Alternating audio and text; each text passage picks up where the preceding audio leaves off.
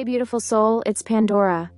Welcome back to the space where we go deeper, where we explore the energy behind the day you were born and uncover the sacred soul path that's been there all along. Today, we're lighting up the energy of the third. So if you were born on the 3rd of any month, this one is for you. Whether it's January 3rd, March 3rd, or December 3rd, if you entered this world on the 3rd day of the month, your soul carries a vibration that's playful, expressive, magnetic, and deeply creative. But it also carries layers of emotional complexity that not everyone sees. Because behind the brightness, there's depth. Behind the laughter, there's often longing.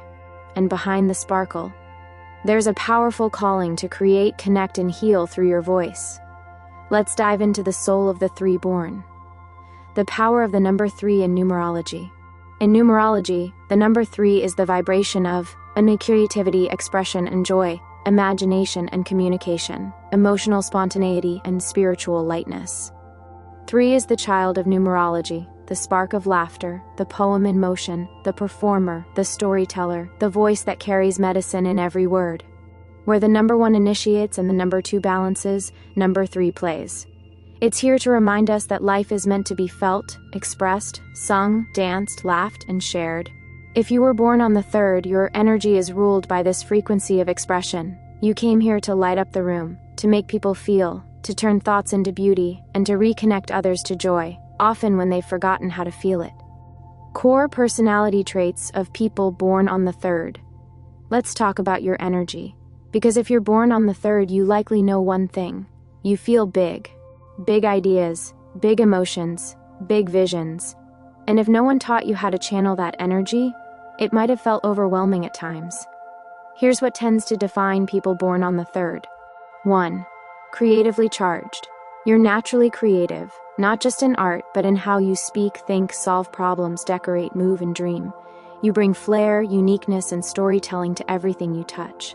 Even your emotions often come out as art, through music, writing, humor, or performance. 2. Emotionally expressive.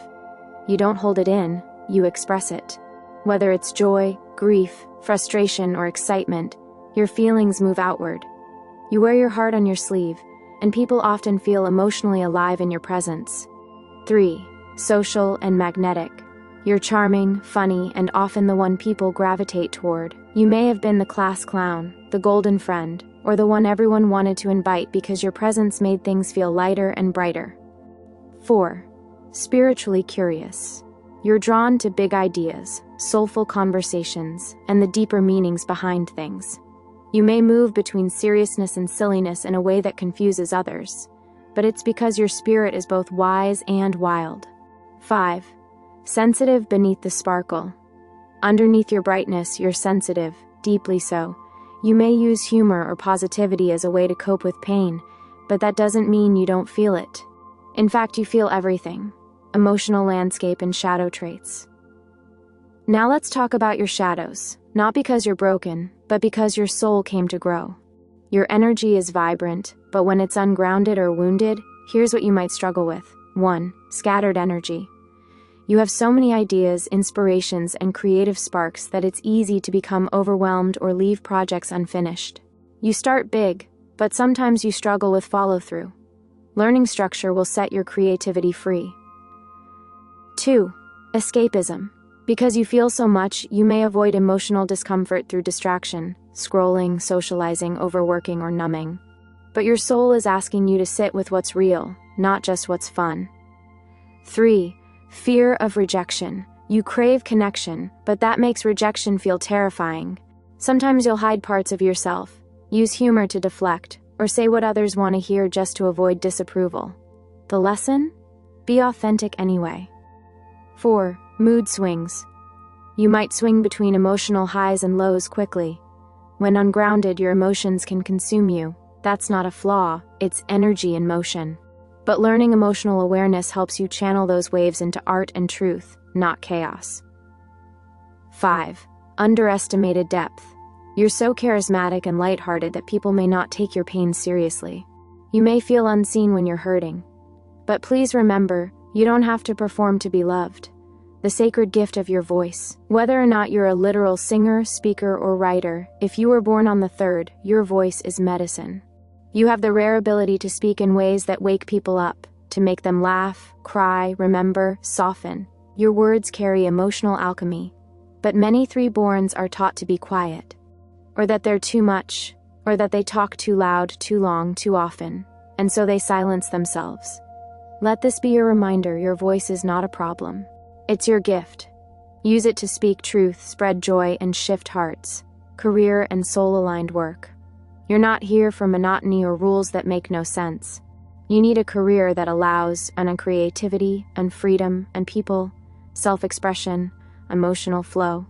Here are some aligned paths for the 3-born soul: an writer, speaker, actor, performer and teacher or educator, especially if it's fun and expressive, an artist, designer, stylist, dancer or musician and therapist or counselor, because you make emotions safe, and social media creator, influencer or podcast host, event planner, marketing, public relations and spiritual teacher with a playful twist. Whatever path you choose, it needs to feel alive, not mechanical.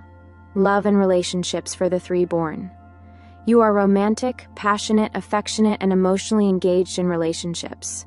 You love the butterflies, the long talks, the jokes that only you two understand. You crave in deep emotional connection and freedom to be yourself fully, in playfulness and laughter, mental stimulation and soul growth.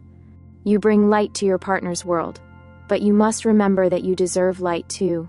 You don't have to entertain, explain, or prove your worth. Your challenges in love may include: 1. Attracting people who want your joy, but not your depth, and giving too much emotionally and then feeling drained. Staying in situations too long out of fear of being alone. Your lesson is this: you are lovable not because of what you give, but because of who you are. Spiritual path and past life echoes. You may carry past life energy as when's the performer or artist in a royal court and poet, the poet or mystic, who used beauty to speak truth, and the court jester, who saw more than they let on, a messenger, the oracle, or the one who shared divine visions, the healer who sang to the sick or comforted the broken. Your soul is ancient, but it came into this life to remember joy. You are here to reclaim delight, to laugh, to dance, to write, to cry, to be fully alive. And this lifetime, it's about balancing depth with light, and knowing that your happiness can heal just as much as your tears. Healing work and life lessons. Your soul came here to grow in these ways. 1. Focus and follow through. Finish what you start. Your ideas matter. Your creativity matters. You don't need to be perfect. You just need to stay with your vision long enough to bring it into form. 2. Emotional honesty. Don't hide your sadness behind jokes. Don't mask your truth with charm. You are safe to feel all of it, and when you do, you'll inspire others to do the same. 3. Grounding rituals. Create space in your life for stillness.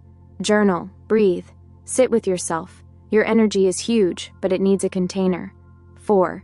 Self-worth from within. You're not just as good as your last performance. You don't have to entertain to be loved. You are worthy in silence, in sadness, in rest, in all your rawness. Affirmations for the 3rd-born soul. Here are affirmations just for you. Repeat them, write them, feel them. I express my truth with confidence and love, and my voice is sacred, and I use it to uplift. I honor my joy and my pain equally. I am worthy of love, even when I am not performing, and my creativity flows freely and powerfully. And I'm safe to be fully, vibrantly, unapologetically me. Closing message, from Pandora to you, to the radiant souls born on the 3rd, you were never meant to be small. You were never meant to be quiet. You were never meant to hide your light. You are the laughter after sorrow, the sunrise after the storm, the voice that says feel everything and let it move you. You don't need to be perfect, you just need to be honest, alive, and here. So go write your book, sing your song, laugh too loud, cry without shame, speak, shine, be seen. Because when you live your truth out loud, you give the rest of us permission to do the same. I see you, I honor you, I thank you. This is Pandora, wrapping you in love until next time.